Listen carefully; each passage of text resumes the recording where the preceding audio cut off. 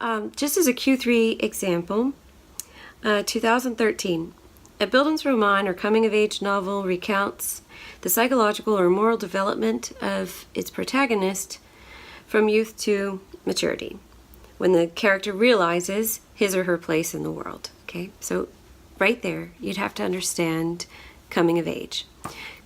Most of you probably learned it in 9th grade.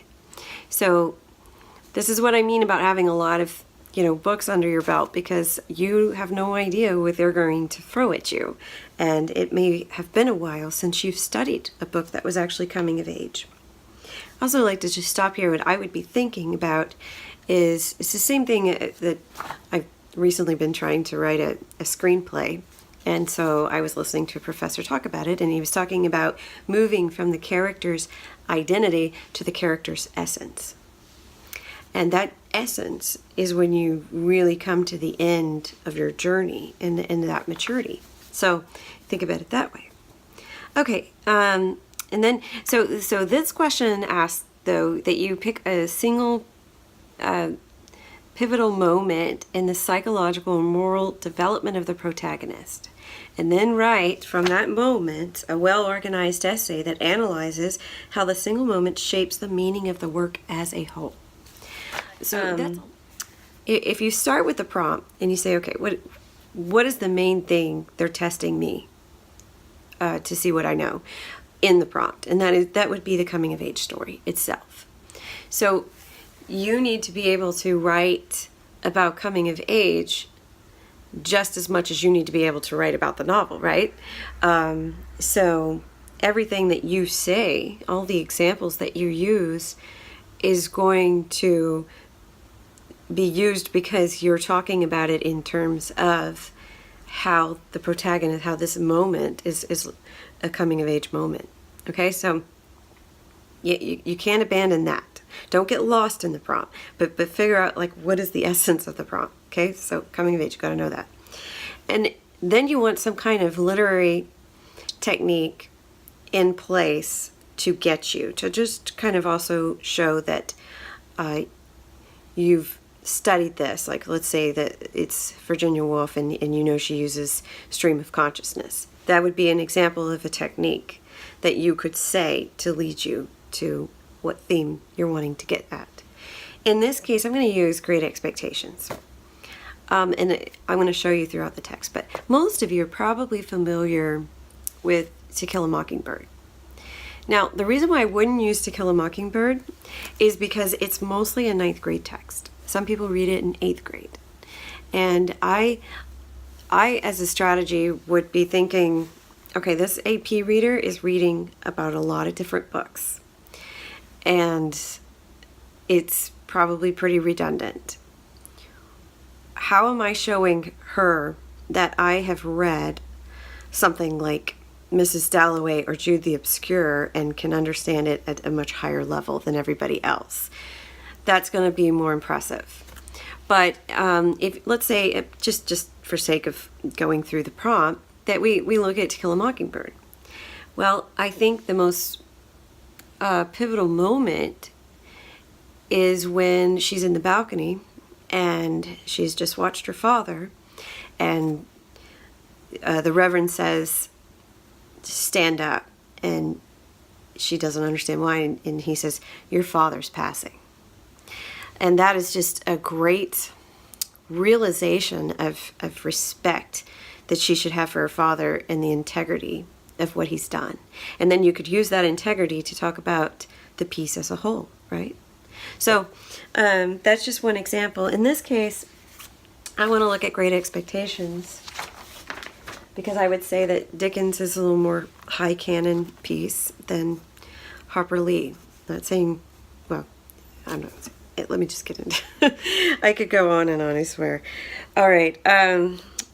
First of all, let's just talk about the story, if you're not familiar with the story. This is a Victorian novel. Pip is kind of the archetype of the orphan, the unwanted child. It says, this was kind of also reminds me of Jude the Obscure, which would be a great one to do if you want to look at that course. Thomas Hardy is actually my favorite. But I love this line. He says, I always I was always treated as if I had insisted on being born in opposition to the dictates of reason, religion, and morality, and against the dissuading arguments of my best friends. Jude says something very similar in the same situation, because this was a problem, definitely in Victorian society, and the children were treated as if they were a burden. So he has to live with his sister, and she's kind of a comical character. Dickens has a great sense of humor. He describes her as raising, everybody knows that she raised him up by hand. If you've been raised by hand, you know what that means. But just to kind of show you some humor here, Joe is the sweet husband. He describes as mild, good-natured, sweet-tempered, easygoing, foolish, dear fellow, kind of a Hercules in strength and also in weakness. And in Pip's perspective, kind of like Scout's perspective, this childlike perspective, he says, as for that marrying his sister, he suspected that Joe was also brought up by hand and forced to marry her by hand because she's not seen as very attractive. So the very beginning, he has an encounter with a convict, and Dickens is writing this kind of as a collection, or like a serial collection, right? And so he's always leaving the reader to wonder what happens next. Just to give you an idea of the characterization here. So he says, Mrs. Joe has been out a dozen times looking for you, Pip. And she's out making it a baker's dozen. Is she? Yes, Pip, and what's worse, she's got Tickler with her. At this dismal intelligence, I twisted the only button of my waistcoat round and round and looked in great depression at the fire. And then he explains what Tickler is, of course, and Joe talks about how she's on the rampage. And he says, has she been gone long, Joe? I always treated him as a larger species of a child and no more than my equal. He says, well, glancing up at the Dutch clock, she's been on the rampage this last spell, 5 minutes, Pip. She's a-comin'. Get behind the door, old chap. Have the jack-towel betwixt ye. He took the advice. The sister comes in and says, where have you been, you young monkey? Said Mrs. Joe, stamping her foot. Tell me directly what you've been doing to wear me away with fright and frit and worrit. I'll have you out of the corner of your 50 pips and his 500 groggeries. I've only been to the churchyard, said I, from my stool, crying and rubbing myself.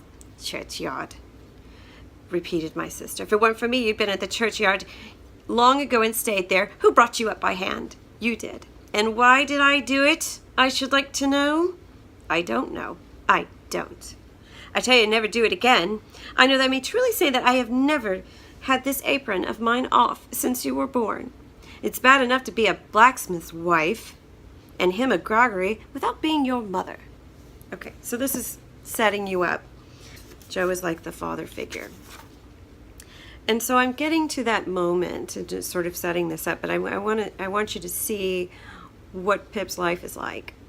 And Pip, the great expectations is that he gets to leave his social class and be a gentleman.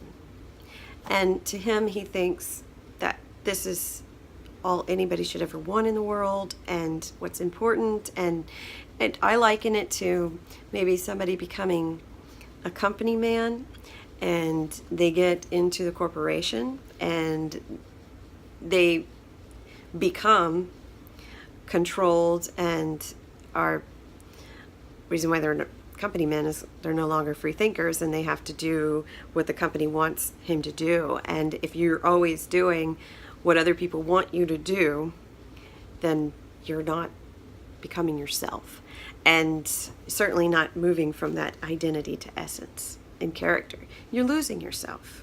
Okay, so this is what Pip gets to experience, and once he gets into that other society that he doesn't fit into anyways, he sort of circles back around to what is important, which is at home. And at the end of this book, there's a story of the prodigal son, and I always read that at the end. So when I'm thinking about this book as a whole, as a bigger picture, what I really want to get to is the idea of the prodigal son. And I want to do it through coming of age, which is great to do. And I should probably say a few things about coming of age. The way that I explain coming of age to students is to think about what your perspective is of life before you go to school. Back when you're really young and cute and everybody loves you and gives you a lot of attention, and your perspective is that people are nice. And this is hopefully that you were raised in a good home. But hopefully you've experienced a lot of love, because the people who really love you most are the ones who are your family and your parents. Even if no one else likes you, they probably think you're pretty cute. And that's your perspective. And then you go to school, and all of a sudden people are making fun of the way you look or your clothes, which like you're in kindergarten, like you had a choice. And they start judging you on all the wrong things too. And you start to think, wow, this world is not what I thought it was going to be. And sadly, it can get worse. But that series of disappointments really is what kind of takes you to the journey of finding out what really matters in life. And as Wordsworth Tintern Abbey shows, that when he talks about his maturing his wild ecstasies into a sober pleasure, and that there's a recompense somewhere at the end of that. And there is, when you finally, if you mature. Some people never do grow beyond, and they're stuck, especially if they've had everything handed to them and they haven't had to experience hardship. They could stay exactly where they are and never grow up. I've seen lots of old people do that. Anyways, all right, so these moments, it's kind of the moment that, unfortunately, it's usually like your most embarrassing moments or whatever. They teach you the most, because you get a kind of a reality check, unfortunately. But what I would use is, there's a conversation with Pip and Joe, and Pip has written Joe a letter. Now, Pip doesn't know how to read and write very well, but he actually knows more than Joe. And Joe is just astonished. He says, there's a J and there's an O. When I come to a J and an O, Joe, how interesting reading is. And so he realizes, like Steam, his education was in its infancy. So he asks him, well, why didn't you ever go to school, Joe? And Joe tells him that when he was younger, his father beat his mother and Joe, and he hammered away at them. And then he says that's the only hammering he ever did, because he didn't do his work, and yet he didn't have any objections of Joe going to work. And so Joe ended up going to work, and he says, consequence, my father didn't make any objections to my going to work, so I went to work with my present calling, which were his too if he would have followed it, and worked tolerably hard. I assure you, Pip, in time I were able to keep him, and kept him till he went into that purple leptic fit. And it were my intention to have put on his tombstone that whatever the failings on his part, remember, reader, he was that good in his heart. And so there's this kind of innocent view that Joe has of his father, but he explains it later on when he talks about being married to Pip's sister. And first he brought up about how difficult it was for his mother, not to mention all the money that could be spared was for want for my mother. She were poor in health and quite broke. She weren't long following, poor soul, until her share of peace came around. Joe's blue eyes turned a little watery. He rubbed first one of them and then the other in the most uncongenial and uncomfortable manner with the round knob of the top of the poker. So he's handling this like poker for the fire, and it's like a cartoon scene. And this is where you find the imagery. And from now on, you don't really say imagery. You say the image. And so the Dickens characters are really made for film or theater. They just, you can almost see them like cartoon-like. And so he starts to cry when he thinks about his mother. And he says, "Now I want to tell you something about your sister, and you're not gonna believe me. Whatever family opinions or whatever the world opinions on the subject, Pip, your sister is." Joe tapped the top bar with the poker at every word following. "A fine figure of a woman. I could think of nothing better to say than, I'm glad you think so, Joe." "So am I," returned Joe, catching me up. "I'm glad I think so, Pip. A little redness, a little matter of bone here and there, what does it signify to me?" And so he says about what happened when they got together. And he said, when your sister and I got acquainted, and the talk was that she was bringing you up by hand, very kind of her, too. All the folks said, and I said, along with all the folks, "As to you," Joe pursued, with a countenance expressive of seeing something very nasty indeed, "if you could have seen how small and flabby and mean you were, dear me, you'd have the most contemptible opinion of yourself." Not exactly relishing this, I said, "Never mind me, Joe." "But I did mind you, Pip," he returned with tender simplicity. "When I offered to keep your sister company, and to be asked at the church at such times as she was willing and ready to come to the forge, I said to her, 'And bring the poor little child. God bless the poor little child.' I said to your sister, 'There's room for him at the forge.' I broke out crying and begging pardon, and hugged Joe around the neck, who dropped the poker to hug me, to say, 'Ever best of friends, ain't we, Pip? Don't cry, old chap.'"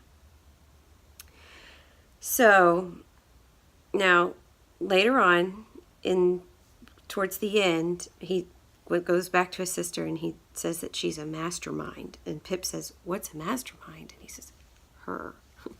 And so he says, "She's not fond of having scholars in the premises, in fear that I might rise." And so he says we should keep this, reading and writing thing to ourselves. And this is the part that I would use as the coming of age. Young as I was, I believe that I dated a new admiration of Joe from that night on. We were equals afterwards, as we had been before, but afterwards, at quiet times, when I sat looking at Joe and thinking about him, I had a new sensation of feeling conscious that I was looking up to Joe in my heart. That is where we're moving into a mature view. But unfortunately, when he gets his great expectations, he's embarrassed by Joe, because Joe is kind of backwards and poor. He doesn't have the manners. Actually, Pip doesn't either, but he's trying. And Joe is not going to be something he can't be. And he explains that to Pip too. When the first time Pip tries to lie about who he is, Joe says that, lies are lies. That they never should come. And however they come, they shouldn't come. And they come from the father of lies. And so you see this wisdom in Joe, who's supposed to be this just kind of Hercules character that is not very bright, but yet he has a better moral character than anybody else in the book. And going back to the prodigal son, this is what happens to Pip. Basically, he goes into debt and he loses, just like in the story, he loses his inheritance. And it's also a good opportunity to teach the parable, because stories always teaches about our own relationships and humanity. And the prodigal son, as you know, he's squandered his inheritance. He leaves his father, and when he comes back, his father throws like this big feast for him in celebration. And the other brother, rightly so, gets upset and says, I've been doing everything I'm supposed to be doing, and you've never done this for me. And so where we're getting to the theme is, he says at the very end, but when the son of yours came who devoured your living with harlots, you killed the fatted calf for him. And he said to him, son, you are always with me, and all that is mine is yours. It was fitting to make merry and be glad, for your brother was dead and is alive. He was lost and is found. Okay, so going back to the question, it says, okay, coming of age recounts, tells you what that is. You're going to talk about coming of age, as I've talked about it before, as this realization. Okay, maybe even talking about how it moves the character from identity to essence as he finds himself, right? So the scene we're going to look at is the one I just read. Now, I'm not going to try to explain that in my claim thesis. I can explain it. It's going to be messy if I try to say this pivotal scene is blah, blah, blah, because I don't want to just restate the prompt. I want to make an argument about the prompt. So I'm not going to abandon it. I'm going to address it. But if you try to say everything, if you've been taught how to do a thesis in a formulaic way, we need to unlearn that, because it doesn't work for the AP test. And I'll show you an example of what I would do. So you have your question, and then so that moment, the psychological and moral development, the protagonist of the Bildungsroman. Write a well-organized essay that analyzes how that single moment shapes the meaning of the work as a whole. So I'm trying to get to coming of age.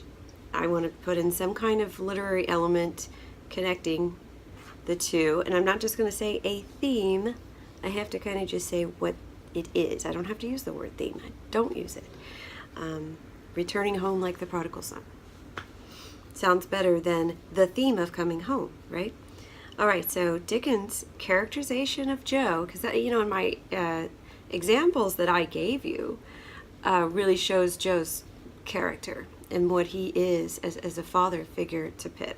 And Pip wanting to abandon him is part of the great expectations, the story of, what happens if you do get what you want and you have to leave the people you love to get it. Is it worth it? So here's my claim. Dickens' characterization of Joe juxtaposes Pip's great expectations for material and social advancement, revealing Joe as the father figure to Pip, the prodigal son. Now, if I spend more time planning that sentence out and thinking about it, the rest of the essay, which is timed 40 minutes, is going to go much smoother. And it's going to be more of an argument and be more persuasive, because everything that I say has to be moving towards the idea of the return of the prodigal son. Okay, so I want to do maybe one or two more of these practice ones where I just pick a book and kind of give you an example of how I teach. If you have any suggestions or books that you really want me to cover, just leave it below in the comments, and I'll see if I can do that book depending on how popular it is and how much in demand it is. But I do want to get you a doll's house, and show you how I would go through the text from the beginning to the end, and that's what I'm going to be offering in my courses, so that you get a lot of commentary. And I do a lot of work outside of reading the novel. I read what other people write about it. I look at some theories and try to apply that as well, because I'm trying to give you a better understanding and interpretation of the piece, but I'm also trying to make it more meaningful for you, and that you want to keep learning literature. It's a lifetime commitment, and it's It's well worth your time. Okay? Thank you.